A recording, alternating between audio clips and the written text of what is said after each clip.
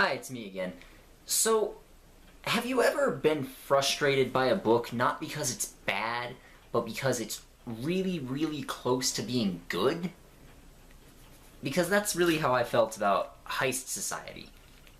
This is the introduction song. It's not very good, but it's not too long. Now, if you hear weird noises, that's because it's raining outside, so you might hear some of that hitting the roof. I apologize. But, this book has a really neat idea. In fact, it has a lot of really neat ideas in it, but the execution of them is usually pretty poor. And even then, it's not atrocious, but it just brushes up against being a good story, and it just doesn't quite reach it. So for that reason, reading this was very frustrating, but I still wouldn't call it bad. So, this book is about a girl named Katarina Bishop, right?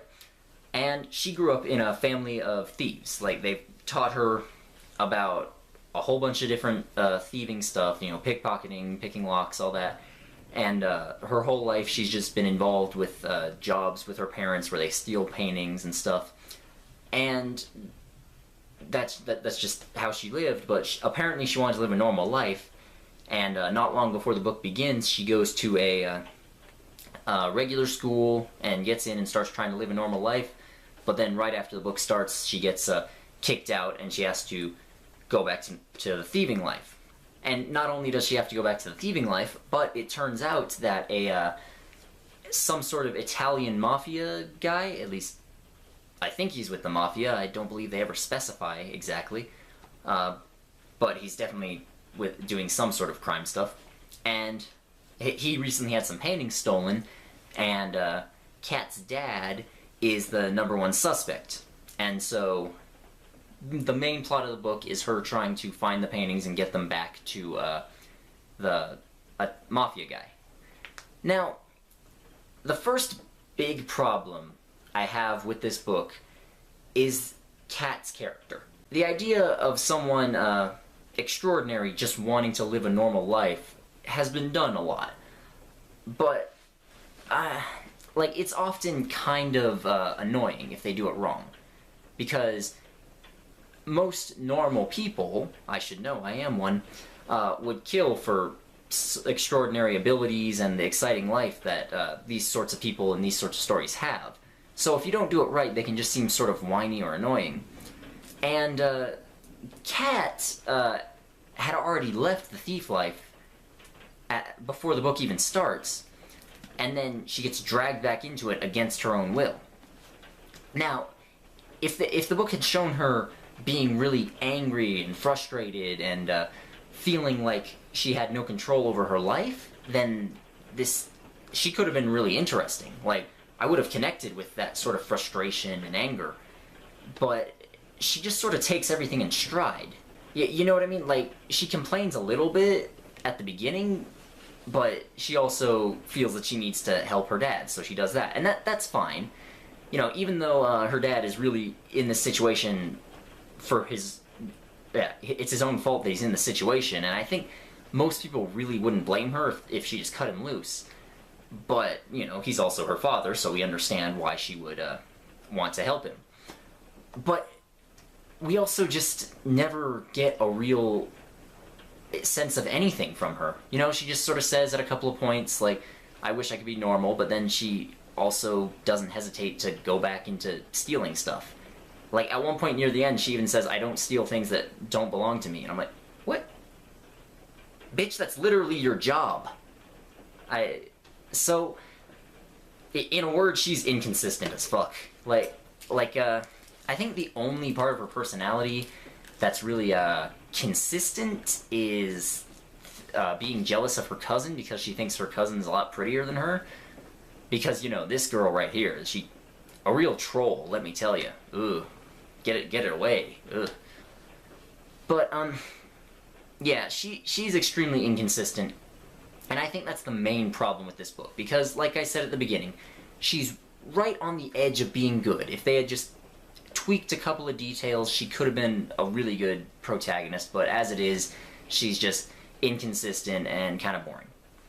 And the story's kind of similar. So, this story is a little bit different from most heist stories. See, in things like Ocean's 11, they're usually just stealing money because they want money, you know? They rob the casinos because they want money. But this one, they actually have a reason for wanting to steal these beyond just wanting money. They want to save Kat's dad. And that's kind of neat, actually. I think I've only ever heard of one other heist story that's like that. There's a movie called Tower Heist, which, not a great movie. It has its problems. But the one thing they did very well was giving the characters a real reason to want to rob this guy. Like, he had defrauded them and stolen all their money, and so they just wanted to get it back. And I'm like, okay, that was a pretty good reason. And saving Kat's dad is also a pretty good reason, but there's two big issues with that. The main one being that we never really get to see Kat's dad, so we as the audience don't really give a shit about him. And Kat doesn't talk all that much about him. You know, we don't see a bunch of flashbacks of her and him together, so we don't really get a sense of how much she cares about him, and same with all the other characters. And the second big problem is the villain. His name is Arturo Taccione. I hope I'm pronouncing that right. Oh, I'm sorry. Arturo Taccione, because he's Italian. The whole story basically revolves around him being intimidating. And he's not intimidating. Like, all the tension in the plot is supposed to be that he's gonna kill Kat's dad if he doesn't get his paintings back. Here's the problem. Like I said, they never explain exactly who he is. Is he a mafia don? I mean, I assume, but they never say. I mean, maybe he's a corrupt government official? I don't know. Like, he has paintings which were apparently stolen by the Nazis during World War II. Did he work with Mussolini or something? I mean, I think he'd be a lot older if that were the case, because he's described as being, like, middle-aged, and he'd have to be in his 90s if he worked with Mussolini. Like, and he never does anything, either. You know, he just has conversations with Kat a couple of times, and he's written in a way where it's supposed to be like, ooh, I'm super intelligent and intimidating, and I'm 3 steps ahead of you, but he's really just saying stuff. You know, his dialogue isn't particularly good or anything. He's just, I don't know. He's just boring. That's the biggest part of it. He's not intimidating in the slightest. And because of that, most of the tension in the story is just gone. And you don't necessarily need a lot of tension to have a good story, but this book also has a lot of plot twists and such. And they aren't bad twists individually. The main issue with them is that none of them are really foreshadowed. Like, I mean, I don't really want to talk about anything specifically, because spoilers. The first half of the book is just trying to find out where the paintings are, and the second half is stealing them. I don't think that's too spoilery. We'll just leave it at that.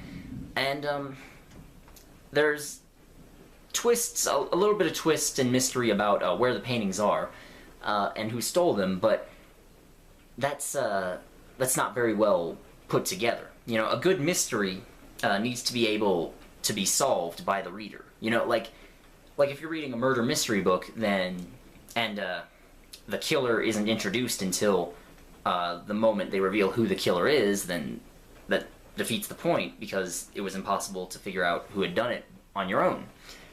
And this book basically does that with all of its plot twists. You know, it's impossible to figure out what they're planning when they're actually doing the heist and breaking into the place. It's impossible to figure out what they're doing because they never mention what they're doing until after it's already done, and it's hard to keep up at times, and it never foreshadows any of the plot twists and turns.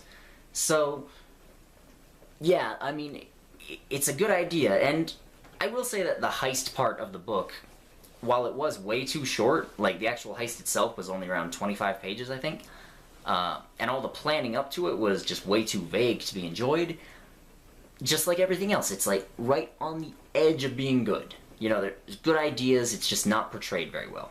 Besides Arturo and Kat, there are a couple other characters in this book. There's Kat's dad, who barely has any screen time. There's and there's Kat's crew, which is 6 other people. And the only one of them that I kind of liked was her cousin Gabrielle. She's the one that I mentioned earlier Kat was jealous of because she thinks she's prettier than her. There's a lot of scenes in this book that try to be funny. In fact, there's 2 members of her crew, which are like brothers, and they're supposed to be like wisecracking goofballs, but all of their jokes just totally fall flat. Gabrielle is actually consistently pretty funny. It's not that she's cracking constant one-liners or anything, it's just that bad things happen to her a couple of times, and it's kind of funny to laugh at her, like in a slapstick sense, you know? And beyond that, there's a master pickpocket that she picks up, and the token geeky tech guy, and this other guy who is friends with Kat for reasons that they never really explain. And he's supposed to be like some ultra pretty boy that Kat's in love with, but whatever. You know, it's just tropes, honestly. That most of the crew aren't characters at all, they're just tropes. And I think that's a pretty big flaw with this book as well, is that while they aren't terrible, again, none of them are really annoying, I don't think. It's just that they have nothing original about them at all.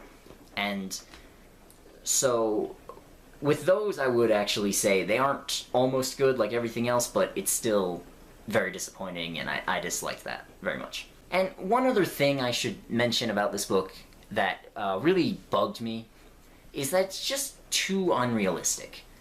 Now, I know it's a story about teenagers robbing people. Like, I don't expect it to be 100% realistic all the time. But if it takes place, if it takes place in the real world, it needs to have real-world consistency. And, well, the characters in this constantly make, like, short references to all the heists and jobs that they've pulled in the past. And at first I kind of liked that. It was cheesy, but also kind of funny, and it gave a little bit of insight into their past lives, you know, without just dumping a bunch of exposition on us. It just gave us little bits and pieces, and I was actually interested to learn more about them. But as the book went on, the heists that they mentioned just get more and more ridiculous. Like, apparently in this book, the Mona Lisa was stolen over 100 years ago and replaced with a forgery, and no one has noticed at all since. Like, really, no one? That's really stretching the suspension of disbelief for this. So, yeah, and, let's see, Kat also mentions at one point that her uncle took her to the circus and stole an elephant. Like, I mean, there's a difference between being, over the top and just being stupid. And this book crosses the line into being stupid several times, honestly. And for that reason, this whole book just, it doesn't feel like a gritty, well, not that it necessarily needs to be gritty, but it doesn't feel like a dangerous, tense story. It just feels like cheesy, unrealistic wish fulfillment. Which, I guess if you're into that, that's fine, but that's not at all what I wanted here. One thing I should just add for this, though, is that this book is pretty short. It's only about 280 pages, I believe, and none of it really felt fillery. Even if parts of it were a little bit difficult for me to get through, none of it felt too fillery, so it's, you know, if this really sounds like something you'd be interested in, then I guess pick it up, read it in like 2 days. And it does, I think it's part of a series, but I'm not interested in checking out the rest at all. So, like I said, this one was disappointing because it was almost good, but it just fell flat for me in a lot of ways. But if it catches your eye, go ahead and check it out. Subscribe, or I'll sneak into your house and take a shit in your bed.